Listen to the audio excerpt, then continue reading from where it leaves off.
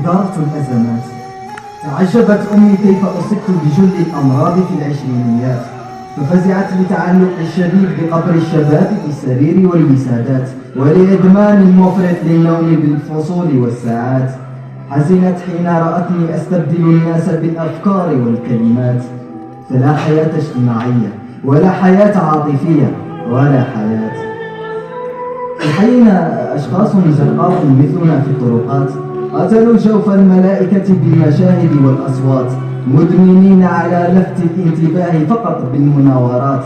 وأسوأ شيء فعلوه بدون إذن منهم انقضوا على القاصر بالمداهمات. أحترم إدمانك أيها الأزرق، ولكن لما للملائكة لا مبالاة؟ فلأمهاتنا شي حرقة ولكم أنتم شي شيكات. أنحن من قتلنا الملائكة أم أنتم بهذه التظاهرات؟ فقبل أن تمنعوا ذلك الفقير من الاستهلاكات، فمن المنطق أن تمنعوا الغني من الادخارات. نحن قتلنا الملائكة بلا مساواة، وككل بنك فيه الثمائن كريستال مجوهرات، للملائكة أجنحة براءة عيون كبيرات. قتلت الملائكة وشل أربابهم بالخلعات.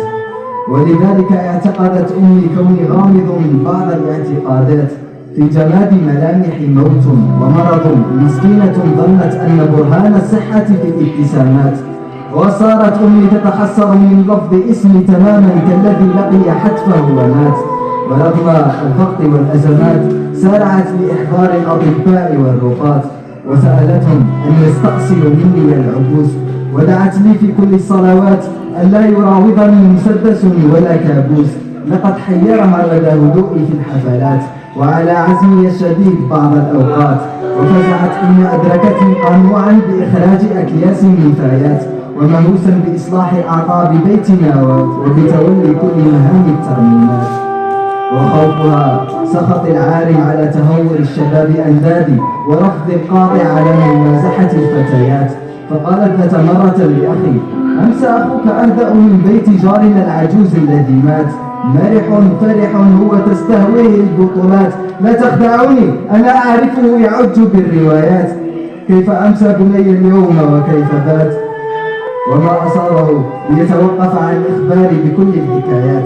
تعجبت والدتي كيف أصبت بجل الأمراض في العشرينات، فبكت بكاء عظيما ولم تسكت حتى قال لها الأطباء والرقاة: دعيه، فالأزمة نضج والنضج أزمة. وهذا هو أسلوبه في إدارة الأزمات.